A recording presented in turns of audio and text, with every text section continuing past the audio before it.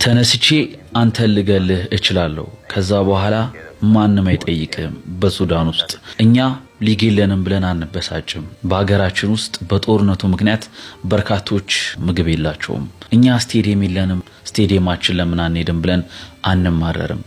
ምክንያቱም የቤተሰቦቻችን ቤት ናፍቆናል ሲል ይናገራል። ጆን ማኖ የሱዳን ብሔራዊ ቡድን አጥቂ ነው። ወጣቱ አጥቂ እንዲህ ሲል ይናገራል።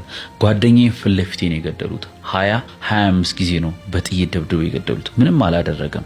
ሌላው ጓደኛው ሲገደል ስላየ ብቻ 150 ሺህ የሚያክል ህዝቦችን በጦርነቱ ያጣችው ሱዳን ነገር ግን በእግር ኳሷ ስኬታማ ሀገረ ሱዳን በአገሯ የሚገኙ ክለቦች ባለፈው አመት በሞሪታኒያ ሊግ ሲጫወቱ የነበረ ሲሆን በዚህኛው አመት ደግሞ ሩዋንዳ ሊግ ላይ እየተጫወቱ ይገኛሉ። በካፍ ቻምፒየንስ ሊግ ጥሩ ጉዞ ላይ የሚገኘው አልሂላል በምድቡ በምድብ ሲ አንደኛ ደረጃ ላይ ሲገኝ ሁለታቻ ሁለቱን አሸንፎ ምንም ጨዋታ ሳይሸነፍ ነው። ቀጣይ ዛሬ ምሽት 4 ሰዓት ላይ ከኤምሲ አልጀርስ ጋር በአልጄሪያ የሚያደርገው ጨዋታ ተጠባቂ ነው። እነዚህ ክለቦች በሩዋንዳ ኤልሜሪክን ሳይቀር በኪጋሊ ከተማ ውስጥ የሚገኘው ስቴዲየም ላይ ጨዋታቸውን ያደርጋሉ። ሆም ጨዋታቸው ላይ ታዲያ ኩዌሴ አፒያ እንዲህ ሲል ይናገራል። በሱዳን ብሔራዊ ቡድን ጨዋታ እንኳን አሸንፈን ለአንድ ቀን እንኳን የተኩስ አቁም ማድረግ አልቻሉም ሲል ይናገራል። የጆን ማኖ ጓደኛ ሜዶ ሲሞት ተመልክቷል።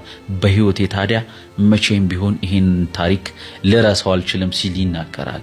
በርካታ ነዋሪዎች የሞቱባት ሱዳን ስጋት ከተማ ስቴዲየሞቿ ፈራርሰው የሰዎች ቤት ምስቅልቅሉ ወጥቶ አሁን ላይ ጦርነት ላይ ትገኛለች።